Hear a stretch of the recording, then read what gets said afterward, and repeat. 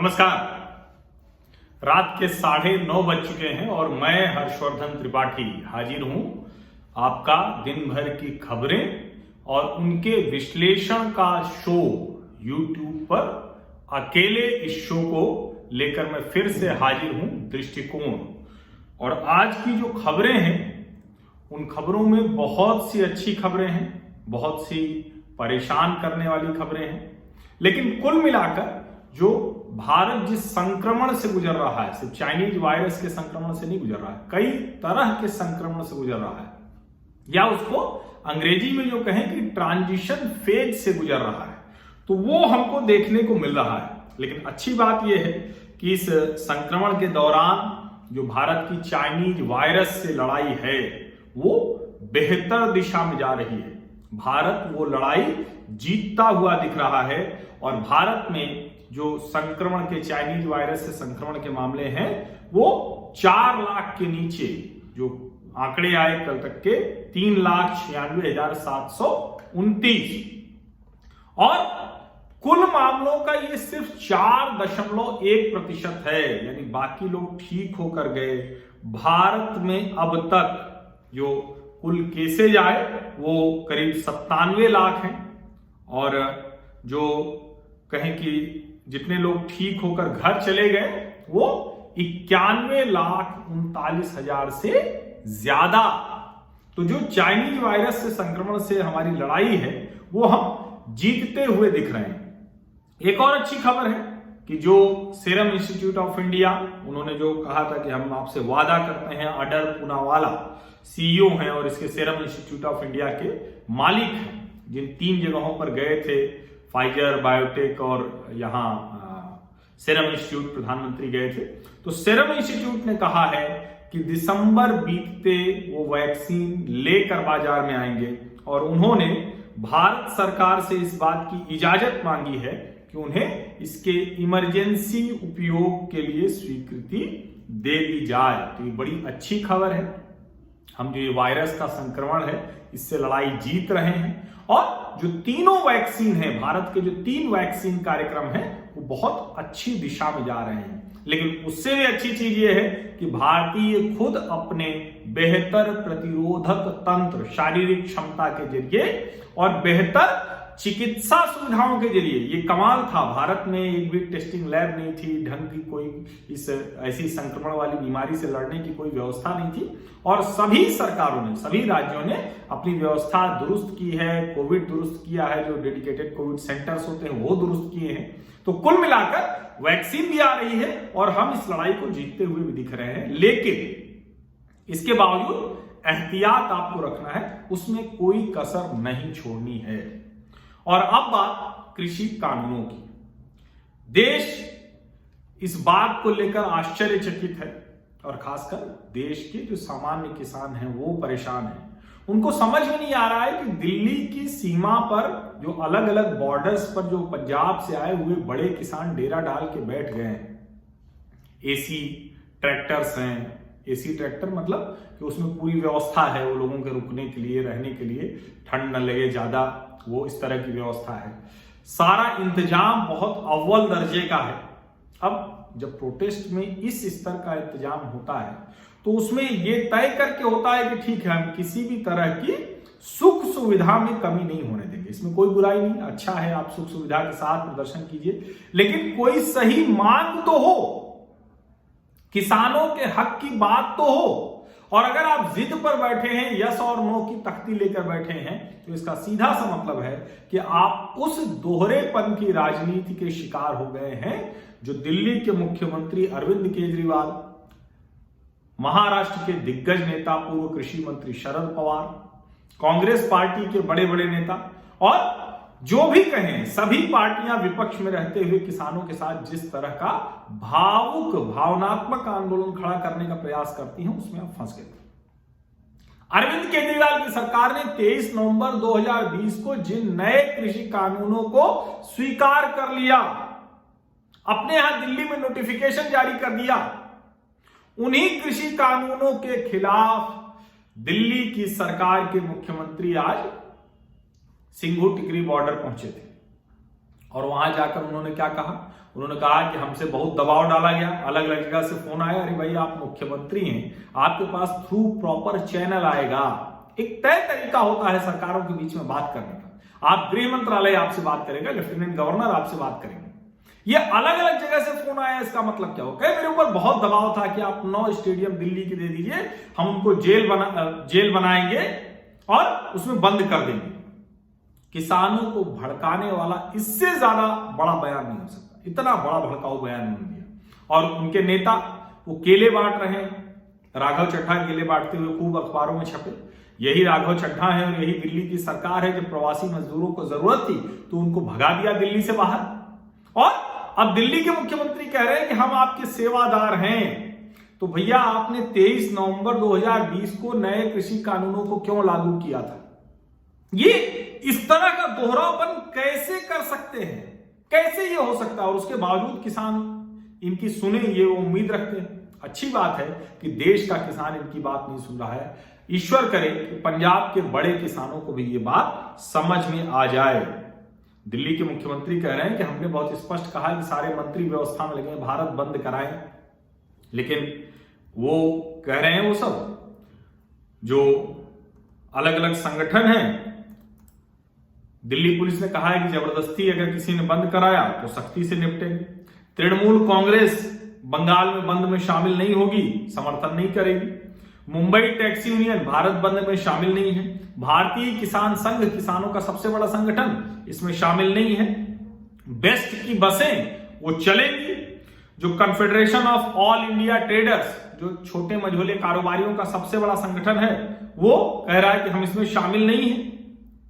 अब इस सब के बाद दिक्कत इन लोगों की बढ़ गई है और इसीलिए किसानों की तरफ से बयान आ रहा है। राकेश टिकैत ने कहा कि हम नहीं चाहते हैं कि आम आदमी को दिक्कत हो और इसके लिए 11 से 3 का प्रतीकात्मक बंद रखेंगे। हालांकि कई किसान यूनियनों और किसान नेताओं की तरफ से ये भी बयान आ रहे हैं कि नहीं हम तो आवश्यक सेवाओं को भी नहीं छोड़ेंगे। कई कह रहे हैं कि नहीं सब छुट्टी रहेंगे, प्रतीकात्मक करेंगे। ये वो डर है जिनके हित के लिए, जिनके हक के लिए आप लड़ने की बात कर रहे हैं, वही जब आपके साथ नहीं खड़े होते हैं तो इस तरह की स्थिति बनती है। शरद पवार महाराष्ट्र के दिग्गज नेता, अभी की सरकार के शिल्पकार महाराष्ट्र, भारतीय जनता पार्टी के डर से चल रही सरकार, उस सरकार के मुखिया हैं वो। मुख्यमंत्री के तौर पर नहीं, मुख्यमंत्री तो उद्धव ठाकरे जी हैं, लेकिन मुखिया तो वही है। और उनका जब कृषि मंत्री के तौर पर वो पत्र सामने आता है जिसमें वो शिवराज सिंह चौहान और शीला दीक्षित को 2011 और 2010 में समझा रहे हैं कि भाई ये जो एपीएमसी एक्ट है इसको दुरुस्त कीजिए, किसानों के भले की बात कीजिए, उसको इस जकड़न से बाहर लाइए, बाजार में उसका खुला छोड़िए, उपज की कीमत तय करने दीजिए। जब इसकी बात, इस चिट्ठी की बात सामने आ गई तो क्या जवाब आया है एनसीपी की तरफ से, सुन लीजिए, आपको समझ में आ जाएगा कितना दोहरापन नेताओं के जीवन में है। कह रहे हैं ये तो 2003 में मॉडल एपीएमसी एक्ट वाजपेयी सरकार में लाया गया, लेकिन बहुत सी सरकारें इसको लागू करने को तैयार नहीं थी उस समय, उनको समझाने की कोशिश कर रहे थे और वही काम वो कर रहे हैं, वही एपीएमसी एक्ट समझाने की कोशिश कर रहे थे। और जो मोदी सरकार है वो लोगों को समझाने, सहमति बनाने में कामयाब नहीं रही है। और आपको एक और बात बता दूं, पंजाब में लग रहा है कि शिरोमणि अकाली दल, कांग्रेस और आम आदमी पार्टी, सिर्फ यही पॉलिटिकल प्लेयर्स हैं, लेकिन आपको चौंकाने वाली चीजें देखने को मिल सकती है। पंजाब में भाजपा लड़ने की स्थिति में कभी नहीं थी, ना अकालियों के सामने, ना अकालियों के साथ रहते हुए भाजपा के कार्यकर्ता लड़ते नहीं दिखते थे, डरते थे, क्योंकि उन्हें वहां पिटने का, बाहर हो जाने का उस समाज से खतरा था। अब क्या हो रहा है, कृषि कानूनों के खिलाफ जो किसान हैं, पंजाब की किसान यूनियन है, जो कि वही आंदोलन सिर्फ पंजाब के बड़े किसानों का ही आंदोलन है, वो अमृतसर में भारतीय जनता पार्टी के नए कार्यालय का भूमि पूजन होता है, वहां जाकर प्रदर्शन करते हैं और पुलिस कहती है कि दोनों अपनी अपनी जगह है, हम कानून व्यवस्था की स्थिति बनाने में कामयाब हैं। इसका मतलब आप समझते हैं? इसका मतलब यह है कि पंजाब में भारतीय जनता पार्टी का कैडर इतना स्ट्रांग हो रहा है, और अभी मैं खबरें देख रहा था, उस पर अलग से बनाऊंगा। इस सब के बीच में पंजाब में ढेर सारे लोग भारतीय जनता पार्टी में शामिल हो रहे हैं। अमृतसर में भाजपा के कार्यकर्ता अपने कार्यालय के भूमि पूजन पर खड़े हो जाते हैं और उन पंजाब के बड़े किसानों के, जो आंदोलन से जुड़े किसान हैं, उनके सामने मजबूती से खड़े रह जाते हैं। इसी से आप अनुमान लगा लीजिए कि इस किसान आंदोलन में क्या स्थिति है। और चूंकि ट्रांसपोर्टर, मैंने पहले भी कहा था कि बड़ा एक वर्ग है जो पंजाब से आता है। All India motor transport Congress जो है, उसने 8 दिसंबर को चक्का जाम करने का फैसला किया है। लुधियाना से चरणजीत सिंह लोहारा, ये प्रधान है पंजाब ट्रांसपोर्ट एसोसिएशन, वो कह रहे हैं कि परिवहन संघ, ट्रक यूनियन, टेम्पो यूनियन सभी ने बंद का फैसला किया। लेकिन सवाल वही है कि आप कह रहे हैं बंद करेंगे, लेकिन ज्यादातर बड़े संगठन वो बंद करने को तैयार नहीं है। देश के किसान तैयार नहीं, किसान नेता भी नहीं तैयार है। अब केरल सरकार अब कह रही है कि हम फिर से सर्वोच्च न्यायालय जाएंगे। इस पर कई याचिकाएं जा चुकी हैं, खारिज हो चुकी हैं, इसका कोई मतलब नहीं निकला। फिर से केरल सरकार जाएगी और कहेगी कि इसको खारिज किया जाए। आज 30 खिलाड़ी वो राष्ट्रपति भवन जा रहे थे अपना सम्मान लौटाने। ये समझ में नहीं आता कि आपको प्रदर्शन करना है या सम्मान लौटाना है। सचमुच अगर सम्मान लौटाना है, और मैं हमेशा कहता हूं ठीक, अगर आप आहत हैं, सचमुच कोई ऐसी चीज है, तो उस पर आपको बिल्कुल सम्मान लौटाना चाहिए। लेकिन जिस तरह से अवार्ड वापसी शुरू की गई प्रकाश सिंह बादल और सुखदेव सिंह ढींढसा साहब द्वारा, पद्म पुरस्कारों को आप वापस करते हैं। ये देश के सम्मान है। भारत रत्न के बाद पद्मश्री, पद्म भूषण और पद्म विभूषण, यही सम्मान है। ये भारत का सम्मान है और उस सम्मान को आप वापस कर रहे हैं। ये क्या करना चाहते हैं? और खिलाड़ी जो सम्मान लौटाने जा रहे हैं, कोई तो वजह हो, कुछ तो आप बताइए कि इसके लिए आप अपने खेलों की दुर्दशा, उसकी बेहतरी के लिए अगर कुछ बात करते हो, उस दुर्दशा को कम करने के लिए कुछ बात करते हो, तो शायद ज्यादा बेहतर होता। और अगर सचमुच किसानों की स्थिति इतने सालों से जो खराब थी, उसको लेकर आप कोई आंदोलन करते तो ज्यादा बेहतर होता। लेकिन अभी जिस तरह से दबाव है, उस दबाव में अगर आप जा रहे हैं सम्मान वापस करने, तो ये बहुत अच्छी परंपरा नहीं है। दिल्ली पुलिस ने आज 5 लोगों को पकड़ा है। खालिस्तान समर्थक आतंकवादी हैं। इसमें से 2 पंजाब से और 3 कश्मीर से। इनका लिंक जो दिल्ली पुलिस ने बताया है अभी तक, जो निकलकर सामने आया है, वो ISI से भी लिंक है। इनके बीच का जो आदमी है वो खाड़ी देश में है, कहीं दुबई में बैठा हुआ है। नशे और हथियार की तस्करी का मामला है। ये टारगेट किलिंग यानी सुपारी लेकर हत्या भी करते हैं। पकड़े गए 5 में से 2 जो पंजाब के हैं, आतंकवादी गुरजीत सिंह भूरा और सुखदीप, ये शौर्य चक्र से सम्मानित बलविंदर सिंह जी की हत्या में शामिल हो सकते हैं। अभी ये रिपोर्ट शुरुआती आई है। ये जो कश्मीरी पकड़े गए हैं, ये हिजबुल से संबंधित हैं, नशे का कारोबार करते हैं, पंजाब के गैंगस्टर हथियारों का कारोबार करते हैं। ये सब मिलकर लगातार ये गतिविधि चलाते हैं। और किससे? खाड़ी में बसा हुआ गैंगस्टर है सुखमीत, उससे भूरा और सुखदीप के रिश्ते हैं। और सुखमीत ISI से कमांड लेता है। अच्छी बात बस ये है कि फिलहाल ये जो किसान आंदोलन है, इससे इसका कोई लेना देना नहीं है। जो खालिस्तान समर्थक एक तरह से कहें कि वो अलगाववाद की भावना, अभी लंदन में प्रदर्शन हुआ तो खालिस्तानी झंडे दिखे, कनाडा में खालिस्तानी झंडे दिखे। और जब ये सब दिखता है तो कई बार लोग कहते हैं कि राष्ट्रवादी और राष्ट्रद्रोही ये क्या है, इसको स्पष्ट कीजिए। ये इसी तरह की घटनाओं से स्पष्ट होता है, इसी तरह की घटनाओं से सामने आता है। लेकिन मैंने कहा कि ये संक्रमण का काल है, धीरे धीरे ठीक हो ही जाएगा।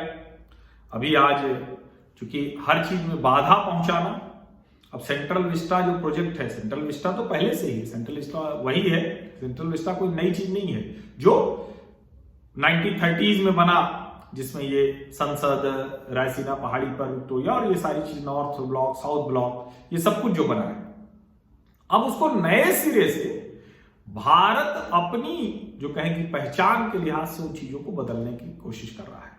जरूरत जो है ज्यादा सांसद होंगे उसके लिहाज से नई संसद बन रही, उसी का भूमि पूजन है 10 तारीख को।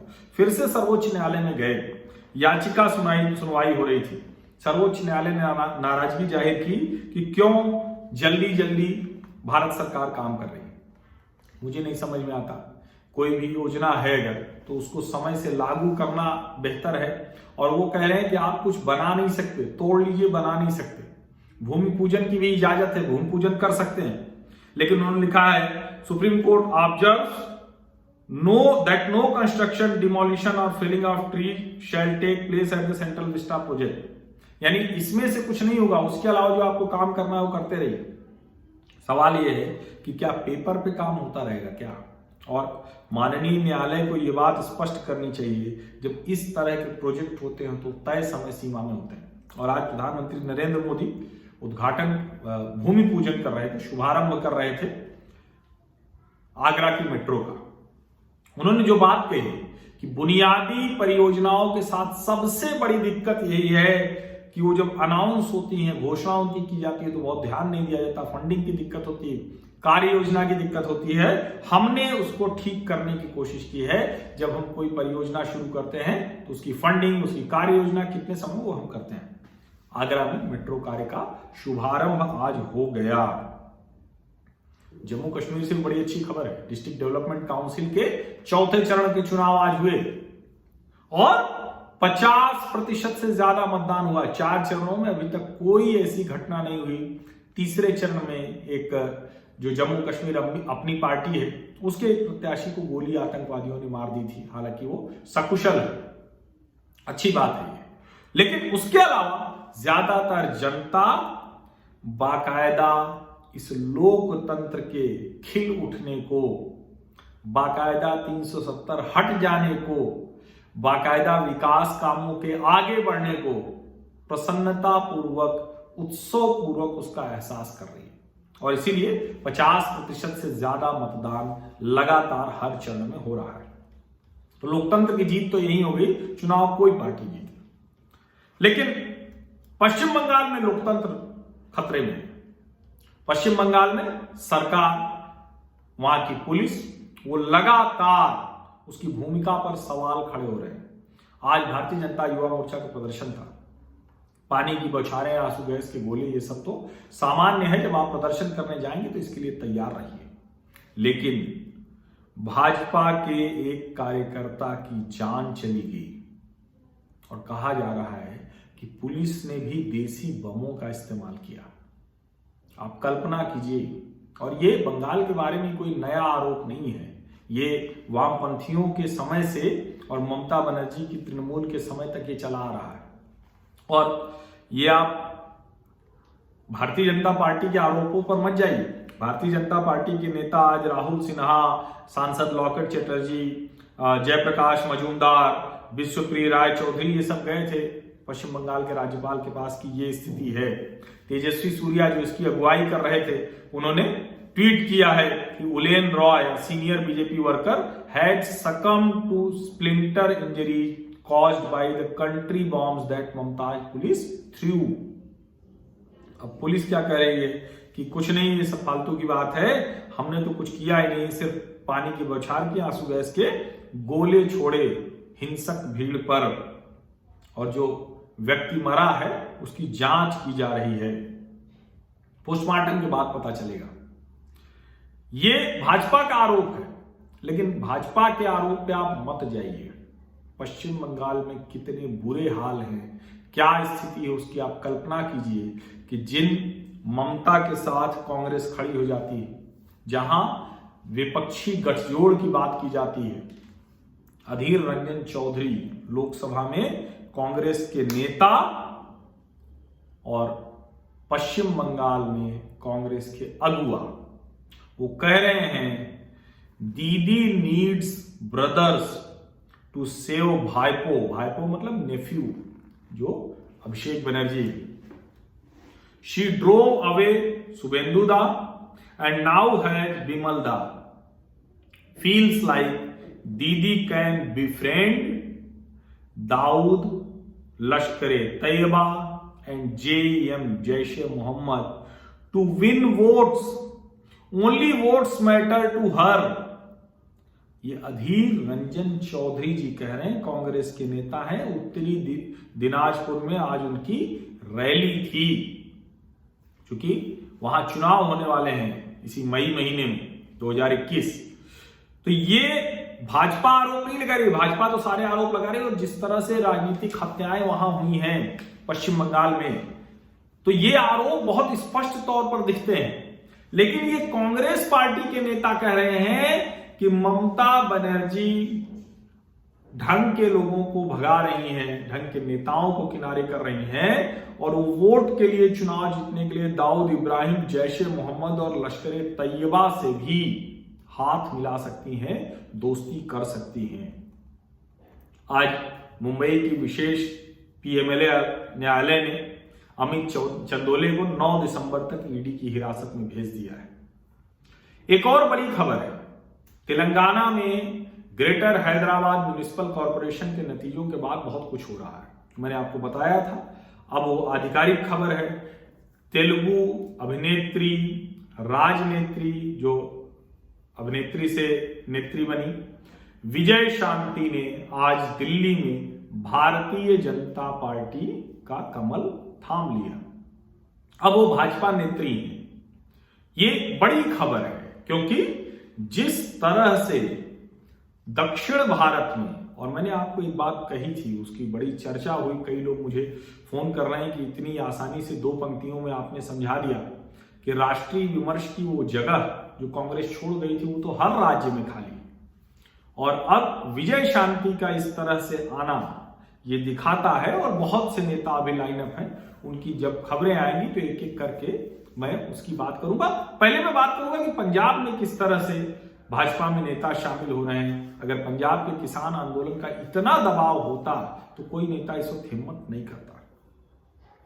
आंध्र प्रदेश से एक बड़ी खराब खबर है, वहां एक अजीब सी बीमारी है जिसकी वजह से बहुत जीवन लोगों का खतरे में पड़ रहा है, और ढेर सारे बच्चे हॉस्पिटल में गए हैं। अब वाइस प्रेसिडेंट उपराष्ट्रपति वेंकैया नायडू जी ने कहा, डॉक्टर हर्षवर्धन ने भेजा है, और 3 लोगों की एक सेंट्रल टीम वो एलुरु में गई है, आंध्र प्रदेश। मेडिकल एक्सपर्ट गए हैं कि आखिर ये कौन सी बीमारी है। मैं लगातार, आज मैंने 2 बातें की थी आर्थिक, उस पर उत्तर प्रदेश की, क्यों यहां निवेश हो रहा है, देश की आर्थिक स्थिति क्या है। नीति आयोग के उपाध्यक्ष राजीव कुमार, उन्होंने कहा है Indian economy will be among top economies in the world in next few years using science, technology and innovation in all sectors, bouncing back soon from after effects of कोविड-19। और मैंने अलग अलग इकोनॉमिक पैरामीटर्स पर RBI की report के जरिए, Fitch की रिपोर्ट के जरिए, दूसरे जो आंकड़े आ रहे हैं फूड रिटेल चेन के जरिए, वो मैंने आपको सुबह वीडियो में बताया था। और एक अच्छी खबर है जिसको मैंने एक बार बहुत पहले कहा था कि भारत और नेपाल के रिश्ते थोड़ा अलग किस्म के हैं। ठीक है कि वामपंथी सरकार आई, तो वामपंथी सरकार ने अपने तरीके से नेपाल को चलाने की कोशिश की। वहां हिंदू राजशाही को हटाकर वामपंथियों ने लोकतंत्र का आवरण तैयार किया, लेकिन लोगों को समझ में आ गया कि ये जो लोकतंत्र के आवरण है, ये लोकतंत्र का आवरण, इसके पीछे चाइनीज कम्युनिस्ट पार्टी से प्रभावित नेपाली कम्युनिस्ट पार्टी की तानाशाही छिपी हुई है। वो आवरण हट गया, वो पर्दा हटा, तो वहां की जनता हजारों की संख्या में वो काठमांडू में रैली हुई, लगातार प्रदर्शन हो रहे हैं, और वो हिंदू राजशाही वापस मांग रहे हैं। आप, इसीलिए मैं कहता हूं, देखिए लोकतंत्र, जो हिंदू राजशाही है वो लोकतंत्र जैसी ही थी, लेकिन लोकतंत्र और बेहतर होगा। लोकतंत्र सबसे बेहतर है, किसी राजशाही से बेहतर होता है। लेकिन आप सोचिए कि अगर कम्युनिस्ट उस लोकतंत्र की अगुवाई करेंगे तो उससे बहुत बेहतर हिंदू राजशाही होगी। इसलिए वहां की जनता हिंदू राजशाही मांग रही है, उसके लिए आंदोलन कर रही है। आज भारत और नेपाल के बीच कारोबारी समीक्षा हुई, जो दोनों देशों के बीच संबंध हैं, trade, transit, development of trade, infrastructure, investment promotion, इस सब की बात हुई। और बात इस जो कहते हैं ना कि जो रुक गया था, जो थम गया था दोनों देशों के बीच का रिश्ता, उसको कैसे प्रवाहमान बनाया जाए, इस पर चर्चा बहुत अच्छे से हुई और उस पर बात आगे भी बढ़ी है। केपी ओली पर जबरदस्त दबाव है। नेपाल की जनता भारत विरोध बर्दाश्त करने को तैयार नहीं है और हिंदू राजशाही की मांग ये बताता है कि नेपाल बहुत, जिसको कहते हैं कि एक उसको उसकी पहचान को खत्म करने की जो कोशिश हो रही थी उसके खिलाफ खड़ा हो रहा है। ये बहुत महत्वपूर्ण है। और आखिर में एक बेहद महत्वपूर्ण खबर, वैसे तो आप जब वेब सीरीज देखते हैं, फिल्में देखते हैं, तो पाकिस्तान से कोई आया तो उसको भारतीय सैनिक बहुत पीटते हैं, भारतीय सेनाएं बड़ा उत्पीड़न शोषण करती हैं, लेकिन ये सब रियल लाइफ में होता है। रियल लाइफ में क्या होता है? रियल लाइफ में होता है दो लड़कियां जो चली आई थी पाकिस्तान के कब्जे वाले कश्मीर से अपने कश्मीर में। वो पूरा कश्मीर सब एक ही है, कल आज नहीं तो कल उनका अपना जो भारत में वो कश्मीर को मिलना है पाकिस्तान के कब्जे वाला, तो वो बेचारी चली आई थी गलती से और उनको लगा कि यहां भारतीय सेना उनको पकड़ेगी, उनको पीटेगी, उनको यातना देगी, लेकिन क्या हुआ वो आप इन तस्वीरों में देख सकते हैं। वो उनको ढेर सारे तोहफे के साथ, ढेर सारी अच्छी यादों के साथ जो चकंदा बाग ये क्रॉसिंग है वहां से उनको फिर से उनके घर भेज दिया गया है। भारत अपने चरित्र, अपने व्यवहार में परिवर्तन नहीं करेगा और इस चरित्र और इस व्यवहार के साथ भी किसी भी आतंकवादी आसुरी शक्ति को परास्त करता रहेगा। बहुत बहुत धन्यवाद आप सभी लोगों का।